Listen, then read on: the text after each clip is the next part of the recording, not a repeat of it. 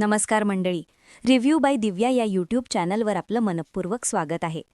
ठरलं तर मग मालिकेच्या पुढील भागात आपल्याला पाहायला मिळेल की अर्जुन सायलीला म्हणतो की मला भास तर होत नाहीये ना. तेव्हा सायली म्हणते की काय झालं तुम्हाला भास व्हायला.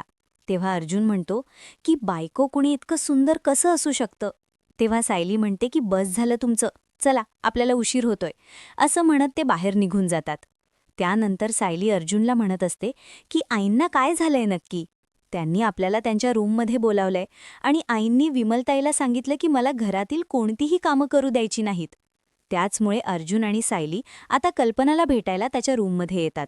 तर अर्जुन विचारत असतो की मॉम, असं नक्की काय झालंय की सायलीला कोणतीही कामं करण्याची परवानगी नाहीये. तेव्हा प्रताप हा अर्जुनला म्हणतो की अरे, तू एवढा नामवंत वकील आहेस, एवढी छोटी गोष्ट तुला कळाली नाही. तेव्हा अर्जुन आता पूर्णपणे कन्फ्यूज होतो आणि म्हणतो की हो, मला तर नाही कळत. तेव्हा प्रताप म्हणतो की अरे, आपली सायली प्रेग्नेंट आहे, विसरलास का तू. तेव्हा कल्पिना म्हणते की हो, आता यापुढे सायली घरात काम करणार नाही, ती फक्त आराम करेल आणि लवकरच मी सायलीचा डोहाळे जेवण करणार आहे.